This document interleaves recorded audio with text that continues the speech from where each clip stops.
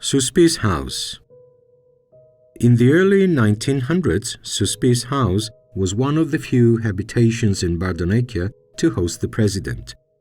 In fact, most of the buildings in the hamlet were the homes of mountain dwellers, with their stables and haylofts, and none of them had running water or toilets. When Giovanni Giolitti chose Bardonecchia to pass the hot summer months, in 1903, the town had only just started opening up to tourism and did not have a lot to offer in terms of genteel accommodation. Suspizas House had a plain exterior that surprised the president's guests, who arrived from the capital, for its simplicity. The main entrance opened out into a garden which led to the Giolitti's two-story apartment. On the ground floor was the dining room, kitchen and utility rooms. The upper floor was accessed by 2 flights of stairs.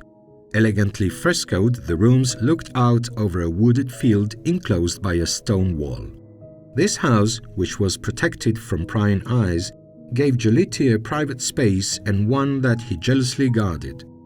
In fact, he always knew how to separate his private and family life from public life, and this also included his closest friends.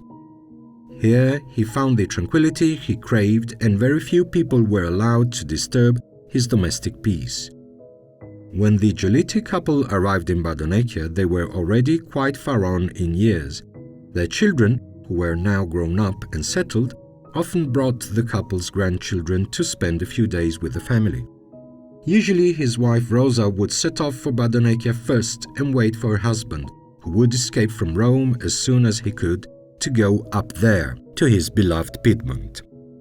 In turn, the 2 faithful housekeepers, Fortunata and Maria, who lived their entire lives at the Giolitti house and were considered part of the family, were always set off before Rosa arrived.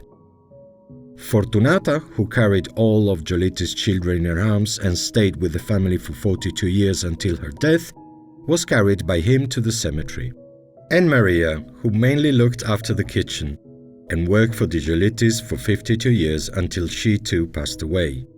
We can imagine the 2 women a year after the previous holiday, airing the house, dusting the furniture, beating mattresses, filling the pantry with food. All the ordinary things you would normally do for a family on holiday. In the courtyard of Suspizas House, immediately beyond the wooden door, was the pear orchard, the only remaining testimony to those years. Under its leafy branches was a bench, which we can see in the beautiful photograph of his wife Rosa, while she sits enjoying some fresh air with her friends. And we can easily imagine the great statesman sitting here, immersed in a book by his favorite author Dante, or chatting with a trusted friend or his grandson Curo Chiaraviglio, who often stayed with his grandparents at the house in Bardonecchia. The unveiling of the commemorative plaque. The 27th of August 1950 was a day of commemoration in Bardonecchia. It was the day of the unveiling of the commemorative plaque in honor of Giovanni Giolitti, which was placed on the facade of lawyer Suspizas House. In the small piazza, an honorary podium was built with a portrait of Giolitti. The honorary committee stood on the platform together with some girls in the town's traditional costume. A group of children sang Mameli's anthem, and the plaque was unveiled by the mayor, Sir Primo, and blessed by the parish priest, Don Bellando. Honorable Villabruna, a liberal politician of profound Giolittian faith, made a speech, followed by the Republican Lamalfa, both of whom depicted the figure of Giolitti as a statesman and reformer.